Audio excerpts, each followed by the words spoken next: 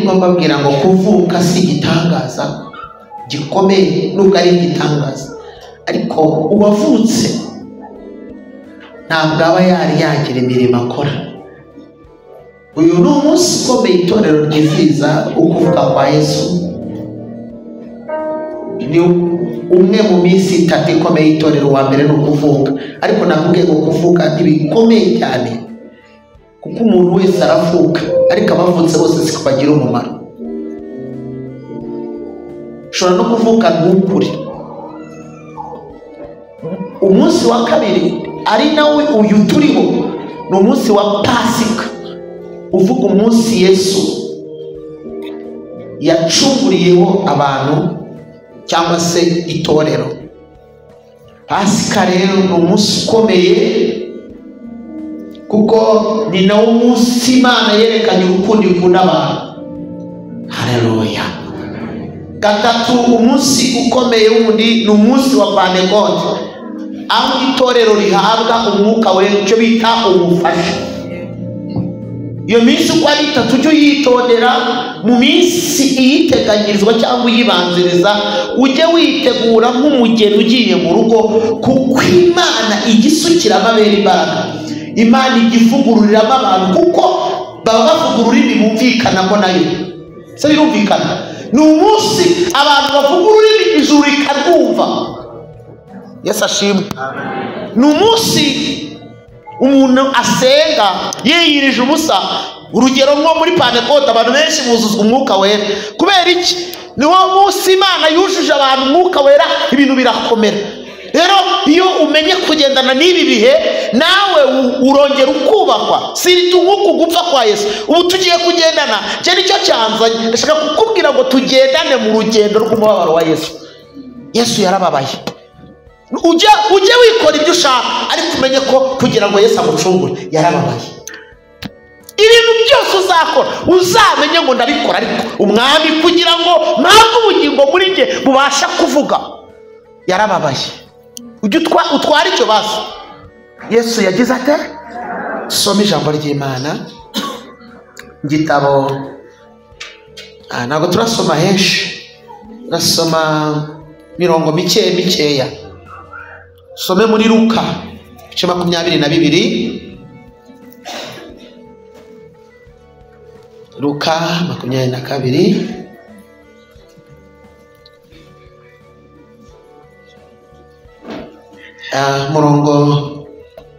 murongo 36 turagera hepfo gatoya. Ijambo ry'Imana riravuze ngo, arababwira ati, ariko nonaha ufite uruhago rurimo ifeza arujyane, n'ufite imvumba nuko, ariko utabifite agura umwitero we ngo abone kugura inkota. Ndababwira yuko ibi byanditswe bikwiriye kunsohoraho ngo yababaranywe n'abagome, kuko ibyanjye byenda gusohora. Baramubwira bati, mwami dore inkota ebyiri ngizi. Arababwira ati, ziramaze. 39. Yesu asengana umubabaro arasohoka ajya ku musozi wa Elayono nkuko yamenyereye. Abigishwa be baramukurikira. Agezeyo arababwira ati, nimusenge kugira ngo mutajya mu moshya. Atandukana nabo umwanya ureshya n'ahaterwa ibuye, arapfukama arasenga. Ndashimira Imana ko umwami wacu yasengaga. Umuntu udasenga abaho ati? Amurokorewe utunzwe n'iki? Ati, data nubishaka undenze iki gikombe, ariko bye kuba uko nshaka ahubwo bibe uko ushaka. Marayika uvuye mu ijuru aramubonekera, amwongera imbaraga. Yazimwongeye ari gusenga. Igihe cyose utazasenga ntabwo uzazibona. Uzagwa mu bishuko no mu moshya, uziba, uzasambana, uzabeshya, uzagambana, ugambanire n'umurimo w'Imana, uzagambanira n'itorero kuko udasenga. Umuntu udasenga turakure y'Imana. kuko yari ababaye bikabije asenga cyane, n'ibyuya bye byari bimeze nk'ibitonyanga by'amaraso bitonyanga hasi. Maze gusenga arahaguruka ajya ku bigishwa be, asanga basinziriye, basinzirijwe n'agahinda. Arababaza ati niki kibasinzirije? Ikibasinzirije ni iki? Nimubyuke musenge kugira ngo mutajya mu moshya. Ababwiye bwa kabiri ngo mubyuke musenge mutajya mu moshya.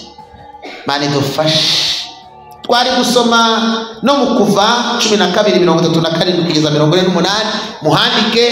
Twari gusoma kandi muri Matayo 26:3-6, aho ntabwo masoma muze kuhisomera, ahubwo musome muri Yohana 18 dore ku murongo wa mbere, ubutumwa bwiza bwa Yesu Kristo uko bwanditswe na Yohana. Ibice 18 uhereye ku murongo wa mbere. Yesu amaze kuvuga ayo magambo, asohokana n'abigishwa be, yambuka umugezi witwa Kidironi. Hariho agashyamba akajyamo n'abigishwa be, kandi na Yuda umugambanira nawe yarazi aho hantu. Kuko Yesu yahajyanaga n'abigishwa be kenshi. Nuko Yuda amaze guhabwa ingabo z'abasirikare n'abagaragu n'abatambyi bakuru n'abafarisayo, ajyayo afite amatabaza n'intwaro. Yesu amenya ibyenda kumubaho byose, arabasanganira ababaza ati murashaka nde?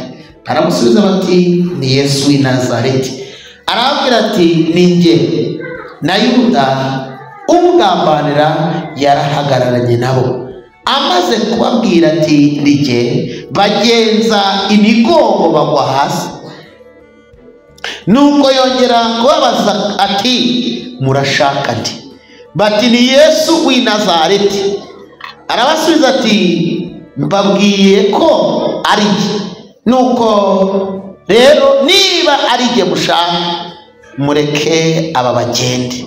Yabivugiye atyo kugira ngo rya jambo yavuze risohore ngo mubo wampaye sinabuzeho n'umwe. Nuko Simoni Petero yari afite inkota, arayikura ayikubita umugaragu w'umutambyi mukuru, amuca ugutwi kw'iburyo. Uwo yitwa Maruko, umugaragu yitwaga nde?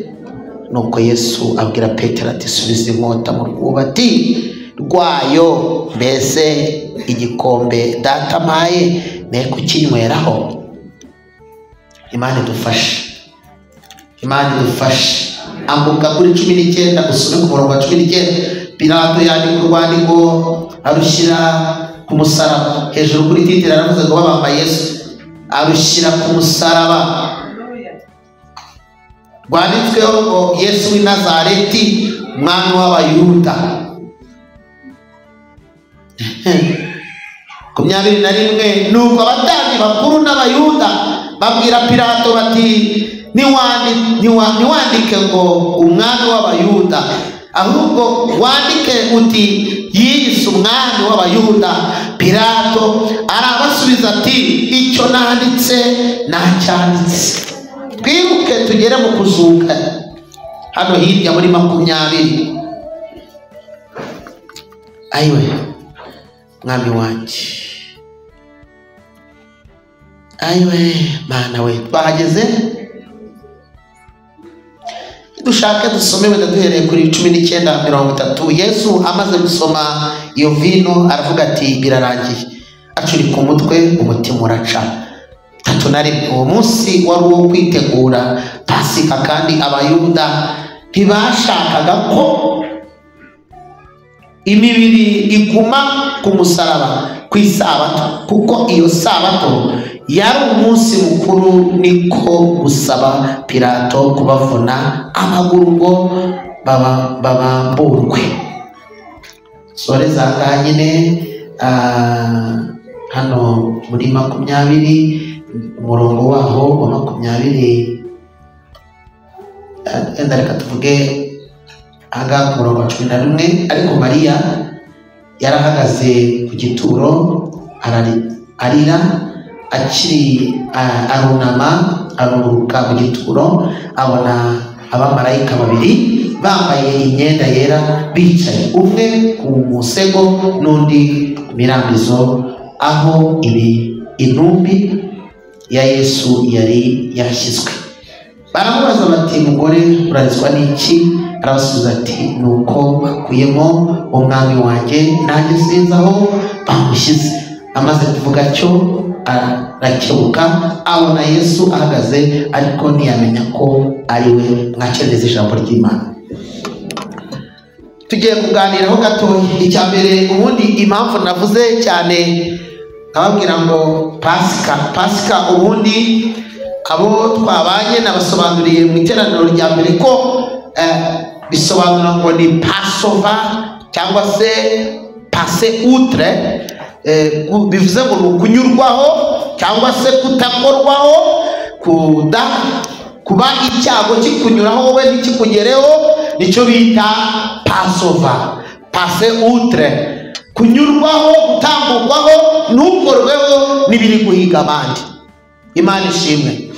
Hanyuma pasika mu Bayuda, Abayuda yasobanuraga iki? Abayuda batangiye kuyizihiza muri 1513. Hanyuma impamvu bayizihizaga wari umunsi wo kubibutsa uburyo Imana yishe imfura z'Abanyegiputa ikarokorabo, kandi wari umunsi wo kugira ngo Abanyegiputa imfura zabo nizipfa bahite bafata umwanzuro wa burundu wo kureka Abisiraheli. Niko byagenze, barabaretse baragenda. Ni ijambo rivuze ngo iyo Imana igufiteho umugambi, ibisa n'imfura z'ibikurwanya Imana irabyica bikava ku izima.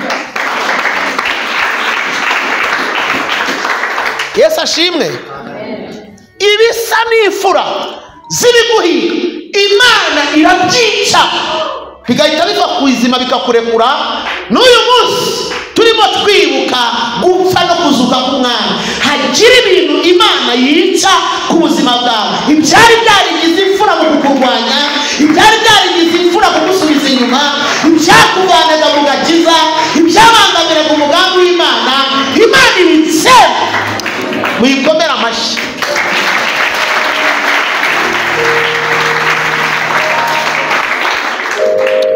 Sindaza kubitindamo. Ijambo rya kabiri rero, pasika noneho kuri twebwe abakristo ni ipfundo ry'ubukristo, ni ipfundo ry'ubukristo no guha agaciro urukundo rwa Yesu. Ibyo tubibona muri Yohana 3:14 kugeza kuri 16, aho avuga ngo kuko Imana yakunze abari mu isi byatumye itanga umwana wayo w'ikinege kugira ngo umwizera wese ataribuka ahubwo ahabwe ubugingo buhoraho. Aho ngaho abo twari kumwe n'ababwiye ngo ni umunsi ukomeye, kuko umuntu wese ufite umushinga, ufite iki? Umushinga uhombye, kugira ngo wongere gusubirana, cyangwa se uwahuye n'umushinga wese agahomba. Urugero, uyu mushinga w'umuntu ku Mana wari wahombye, kuko umuntu yaracumuye ngo ntiyashyikira ubwiza bw'Imana. Biravuze ngo yari yamaze kuba umushinga uhombye. Birumvikana, wari umushinga uhombye. Imana rero yateguye umushinga nk'uko nawe ujya utegura imishinga. Umushinga urahomba, umushinga urahomba. Satani arazashukashuka umuntu akora icyaha. Akoze icyaha rero, umuntu wese ubaho iyo agize umushinga ugahomba agira ibintu bitatu. Icya mbere, arabatereka mwihorere, mureke uyu mushinga, mwihorere, nzakora ibindi. Byarashobokaga ko Imana yari kutureka ikaturekera mu byaha twahisemo, kuko twemeye gushukwa na Shitani. Ariko dushimire Yesu, dushimire Imana ko itaturetse. Kabiri, umuntu wagize umushinga ugahomba arawugurisha, awuha abandi. Abatereka ne guhomba byose mutange, nibura hagire ikivamo.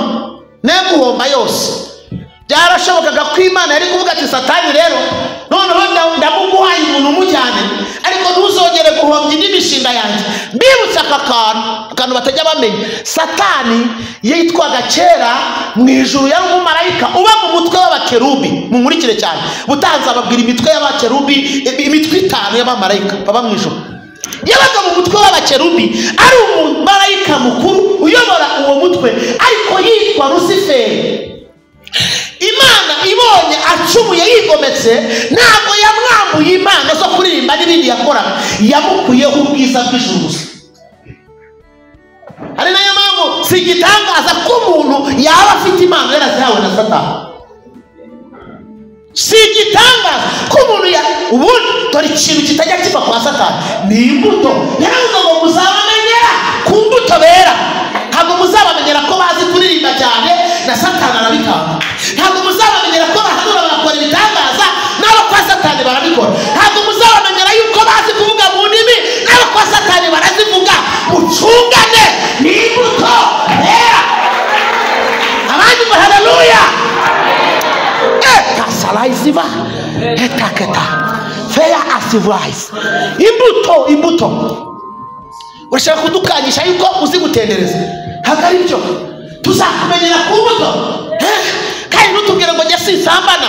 Tuzamenya kudasambana wahuye n'igisore cyangwa ikigabo kizi gutereta pe kikagutereta ukanga, no tuzamenya kubizi. Naho muri se nimutarahura no gutereta twabwirwa n'iki kubizi kudateretwa kudasambana.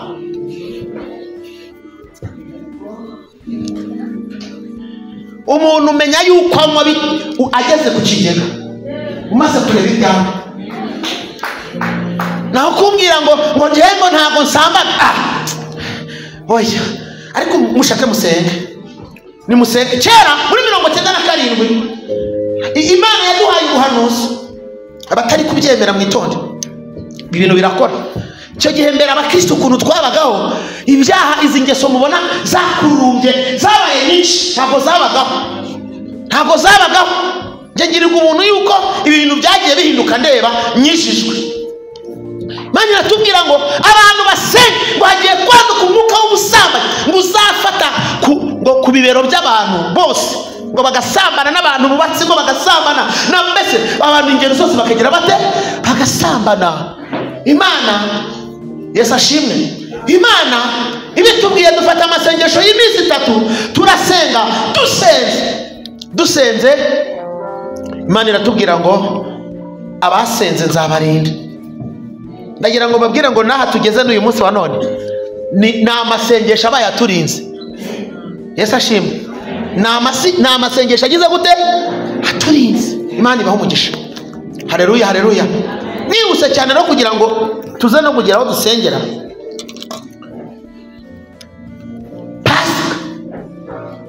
Pasika ni umunsi ukomeye kuri twebwe, kuko ni umunsi ni ipfundo ryacu.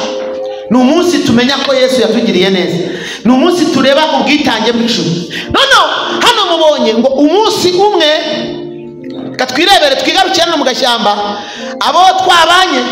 Ubwo nanze gutinda kuri uyu mushinga kuko impamvu ya kabiri yari kutangaga bati ni mugende mutwara umushinga, ngewe bivuyemo, ariko Imana yanga kuturekura igumana natwe turi abanyabyaha. Gatatu, umuntu wese wagize ikibazo cy'umushinga ugahomba akora icya gatatu cyitwa kuwuvugurura kongeramo imbaraga nshya, ari Imana yakoze kongeramo imbaraga nshya zitwa amaraso ya Yesu. Muhereze Yesu icyubahiro. Kongeramo amaraso nija ndagira ngo uzamure ibiganza ngo Mana ndagushimira ko ndi umushinga wawe uvuguruye. Uri umushinga w'Imana uvuguruye. Ibyo wigira byose ujye umenya ko uri umushinga uvuguruye. Imyitwarire yawe ujye umenya ko uri umushinga uvuguruye. Ujye witwararika. Yesu yarakuvuguruye, ashyiramo amaraso, ashyiramo ikiruta ibindi. Komera Imana amashyi.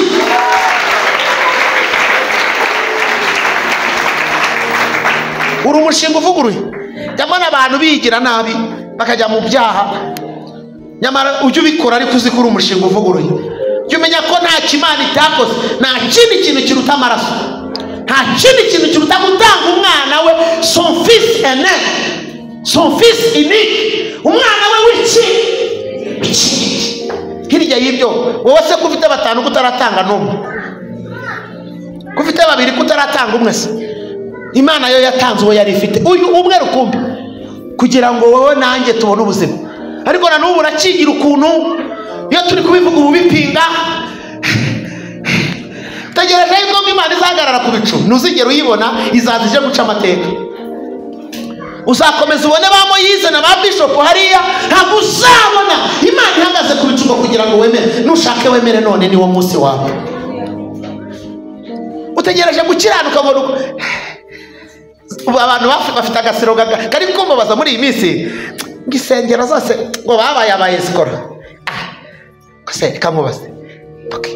Ngiye kuko ni pastori, nimbivuga uragira ngo nukwivuga neza. Ariko reka nkubwire, niba wemera yuko izo nsengero zabaye abayesikora, uzongera ukazikenera. Kuko cyambere niba waranashatse ariko ufite umwana azabatizwa, uzakenera andi masakaramentu, uzanashaka. Kuki wowe wumva niba udafite agahinda ko kubabazwa n'iryo zina ribi, uzazana umwana mubatize ndi umwesikoro kwe? Sikurumva bizakumarira iki? Ntabwo babashwe nuko turiho izina ribi, ntabwo bikubabaje ngo babaye ibisambo. Ariko muzasome muri Matayo, mu Bakori haravuga ngo umuntu ukora umurimo wo ku gicaniro akwiye gutungwa n'ibyo ku gicaniro nyine.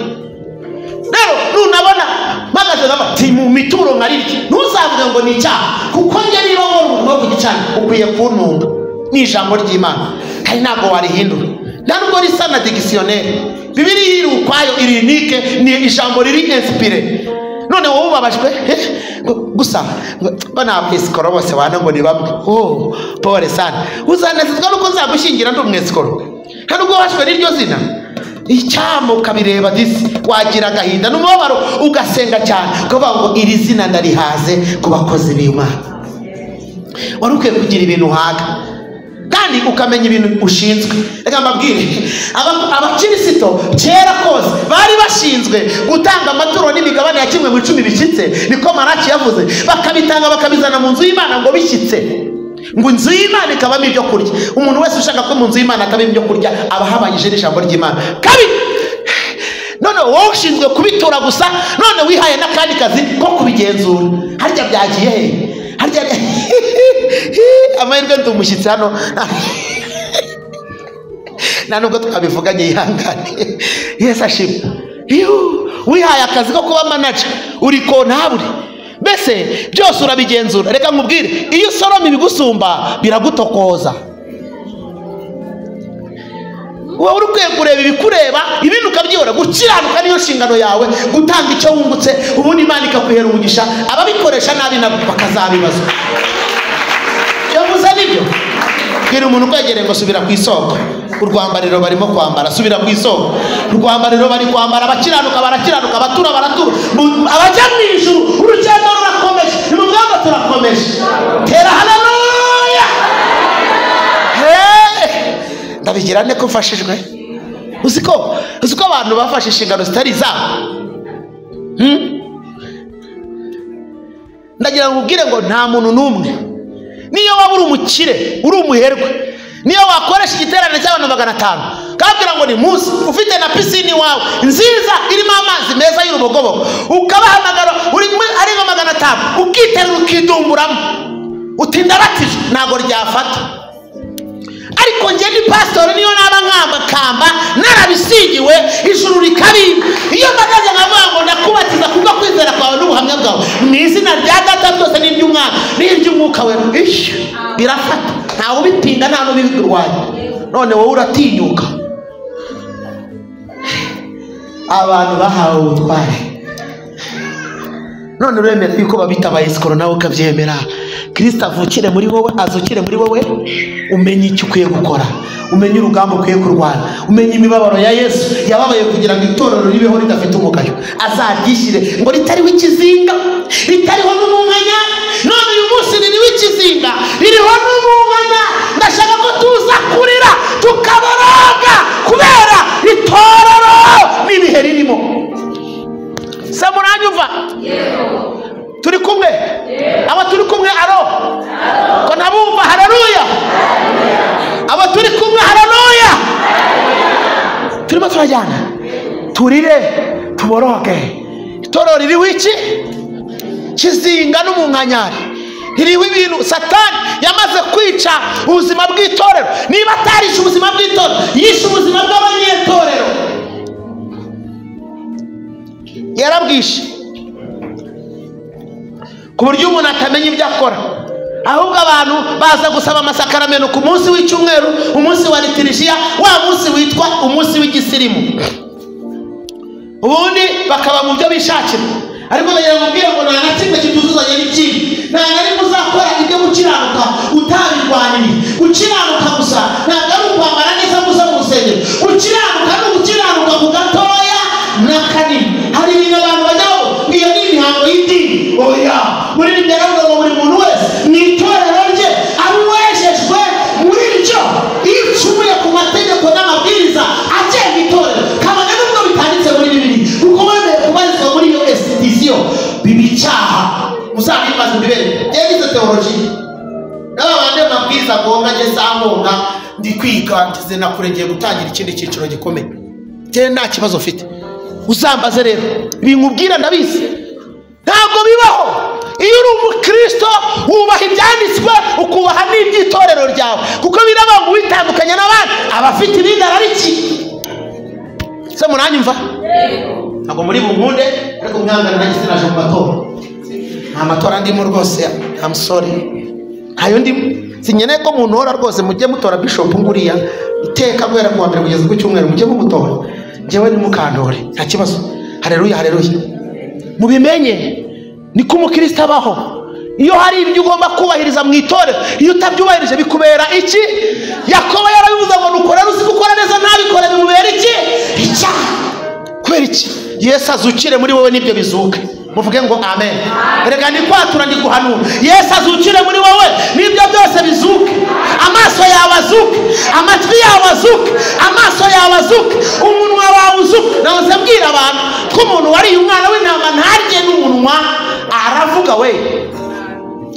aravuga akakuvuga agakurenza imisozi aravuga akavuga ibivugika n'ibitavugika aravuga akavuga naho batavuga aravuga akavuga no muri yutongo aravuga akajya avuga iby'idini ye n'itorero rye iwacu byaracitse kandi abo muri yutongo badasengana nawe ibaze cyo bita kutarariye umwana w'intama umunwa kavuga ibivugwa n'ibita kanavugira n'ahatavugirwa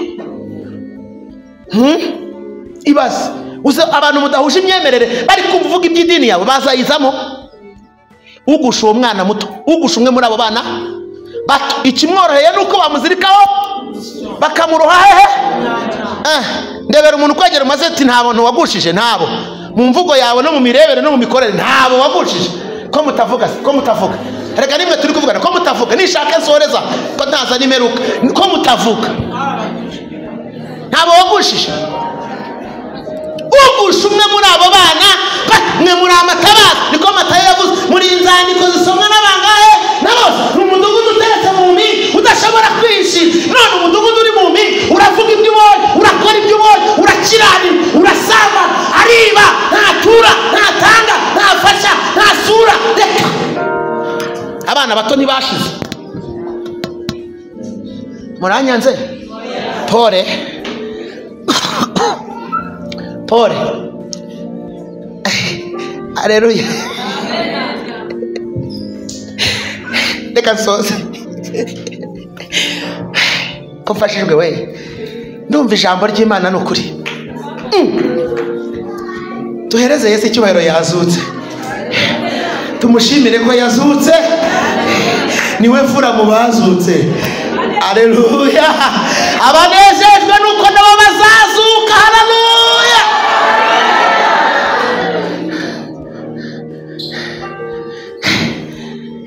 hanyuma ngo afashe urugendo rwo kugenda agiye gusenga ngo yakire imibabaro ngo yakire iki mundebe we ngo yakire imibabaro ngo ajya gusenga kandi ajya gusengera mu gashyamba yambutse umugezi witwa Gidironi murayibuka mu isezerano rya kera witwa Dawidi abwira Shimeyi ngo umunsi warenze akagezi kitwa Kidironi no gupfa uzagira gute?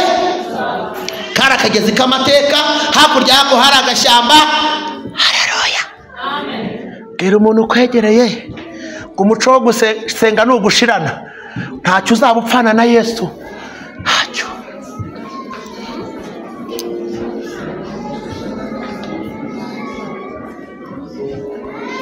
Byo mvuze murabyumvishe? Gusenga nibigushirana, ntacyo uzaba upfana na Yesu.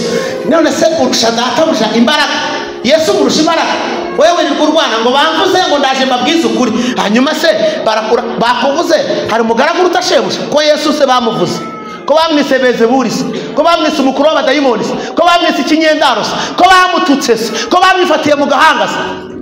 Ariko wowe urashaka ko bakubaha bakantu bakagenda barimirije amavi mu itaka ngo kugira ngo bigaragare ko nguri umukristo mwiza ngo bakubahe. Mbega mana yanjye, wowe uri uwundi muntu nusanzwe, ndabona ukaze, komera. Ariko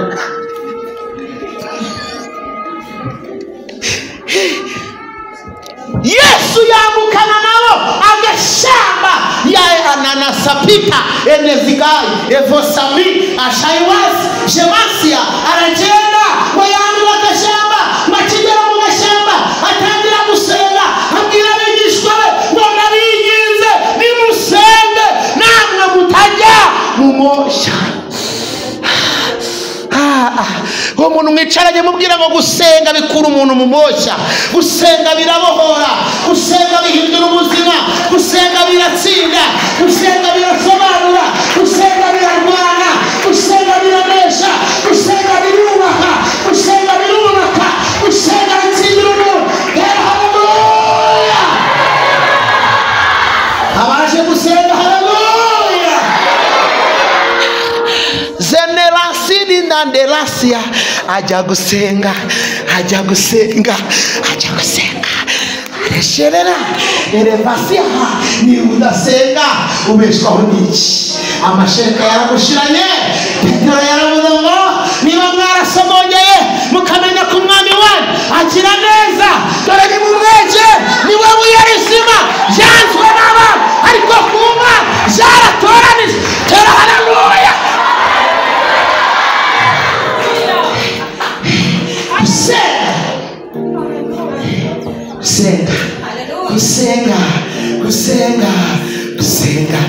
Gusenga ajya kugira gute? Yarinze apfa asenga, bamufatiye mu masengesho, ariko we bagufatira mu gisombe. Karame komera. Ariko bite byawe we iyo bagufashe bagufatira ku mucanga, muri mbese urimo ubu ngubu musiba gusenga mukajya muri bya birori mwateguye byitwa ngo brad shower, ngivi shower, ikirenge shower, ukuguru shower, mwirirwa muri shower, mwabuze amatura ariko ntimuburayo kugura imyambaro isa muri shower. Nzareba yuko muri shower muzabijyana nabyo. Ni muri bunkunda ariko I'm sorry. Yewe nago no kuri kwimana nago ndi muri babandi ko nari muri babandi bazava ngo receive, ngo and receive. Ura receiving what you receive now? You receiving how you want to receive? What do you want to receive now? It doesn't possible. You can receive when you take your time. No kumva ugahiringa iby'Imana ivugana nawe, ukumva icyo Imana ishaka, ukamenya ukava mu kivunge cy'abantu ugahagarara Imana gushaka, ni kuzarisivi iby'Imana ivugana nawe.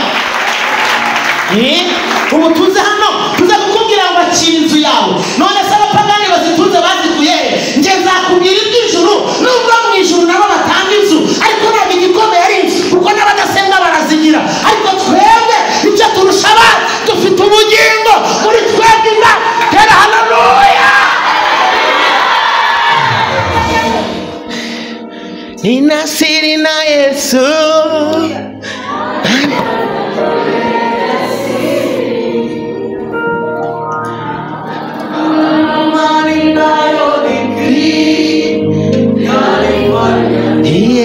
nasiri ika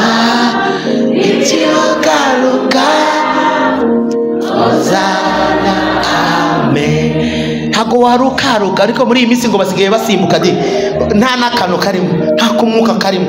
What? Ajyana nawe arababwira ngo ni muse, nawe ngo ajya aherere ngo arasenga, ngo ibyuya bye ngo byasaga n'amaraso. Munkurikire ngiye gusohoza.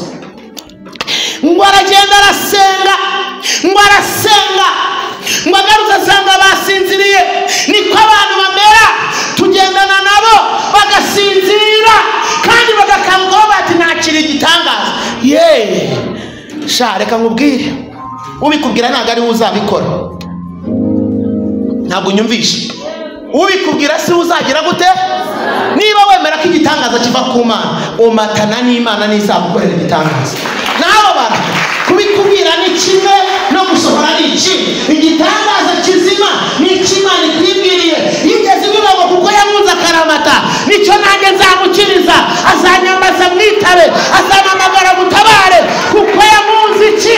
Akaramata, kubwo kunyagwa, kumunyamubabaro, kubwo gusuza umutima, kumuki.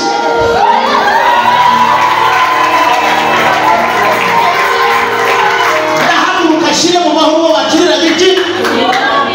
Iyo wabaye inshuti y'Imana ntatera koba cy'abadayimoni.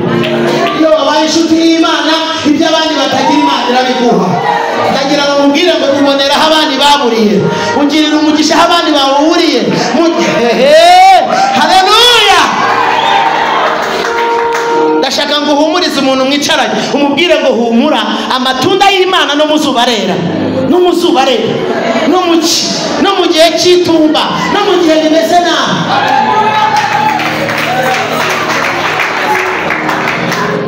Amaraso ya Yesu, muzamure ngo amaraso.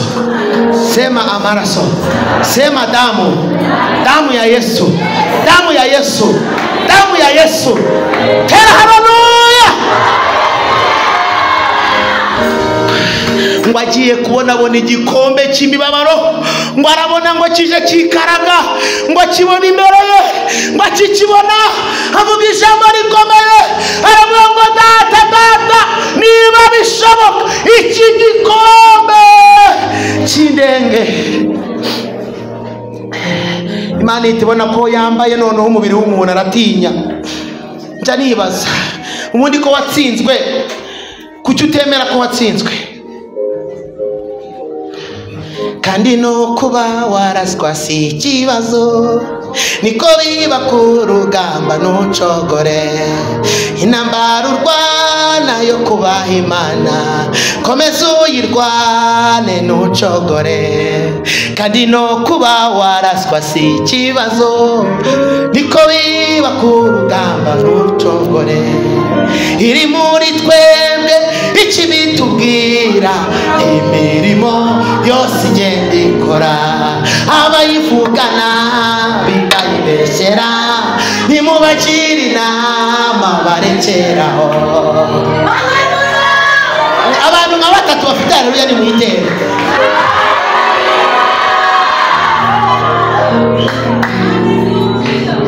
Ijambo rye rirarema, ijambo ry'Imana rirarema, ntabwo ari umuntu ngwibeshye, yivuze irabikora.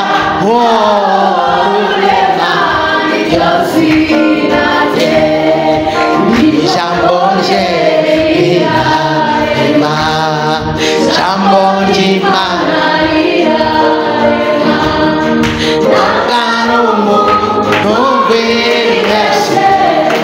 yivuze irabikora. Tata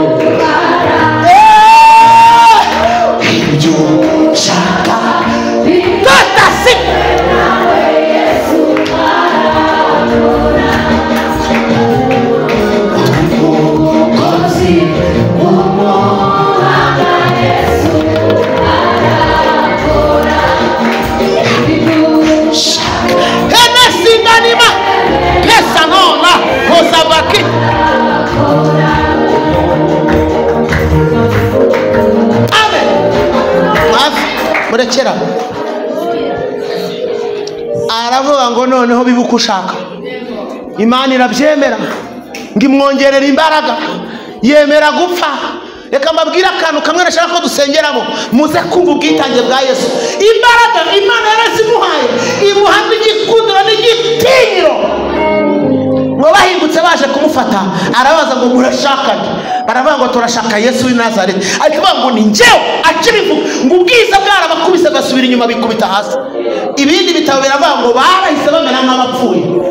Kubera iki? Yari afite imbaraga.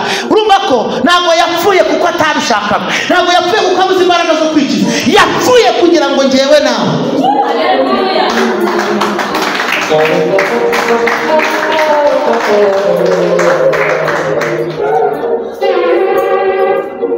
Amaraso ya Yesu, mwongere muvuga amaraso. Arapfa, arahambwa, arazuka, ajya mu ijuru. Ajya hehe?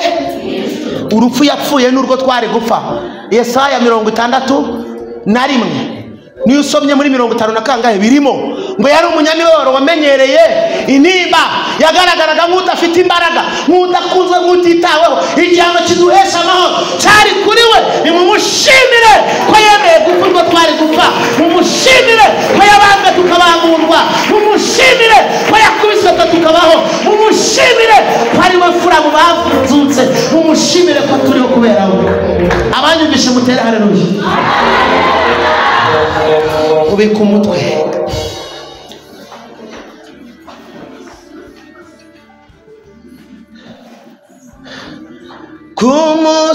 Kumusaraba wawe mwiza ni w'amahanga yacungurewe, igorogota twapfanye iminyago, wimenyeye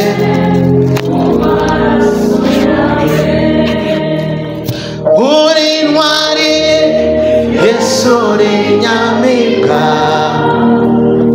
wanesheje umwanzi w'abantu, abare bo mu isi y'umwijima, wabanemuye ku mugaragaro.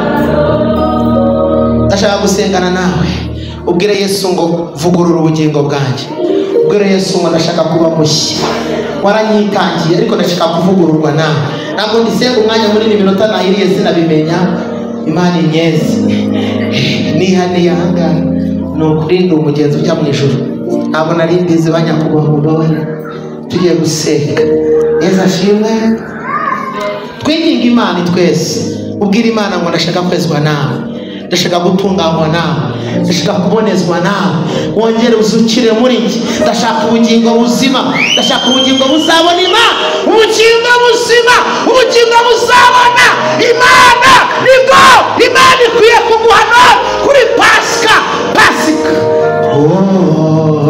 Ndashaka ngo wisengere, ndashaka ngo wisengere, ndashaka ngo wisengere. Ndabanguririmbira akantu gatoya. Nimuze twese tumuhimbaze, kuko yemeye kudupfira cyo yasatuyemo na rwa rusika, watumye natwe twinjira hera.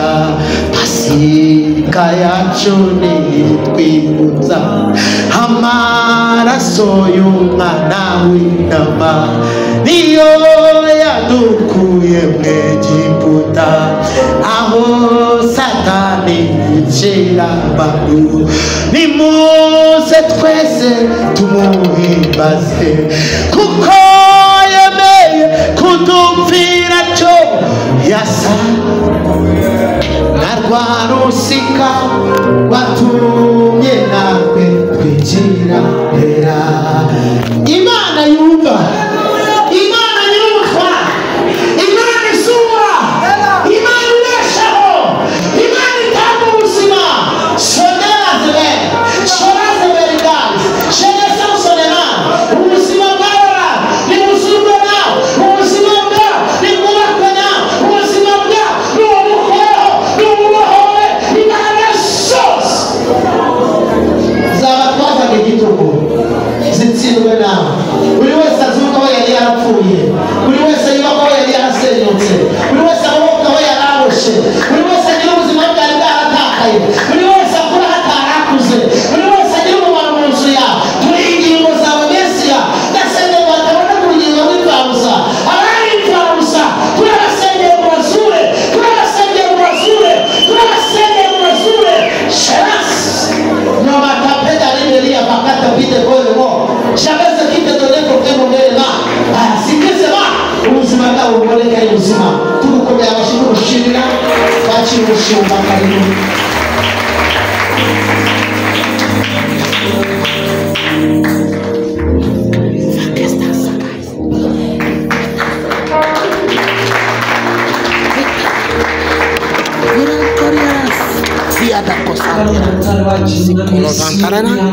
It is a cosan comer. People tandorais.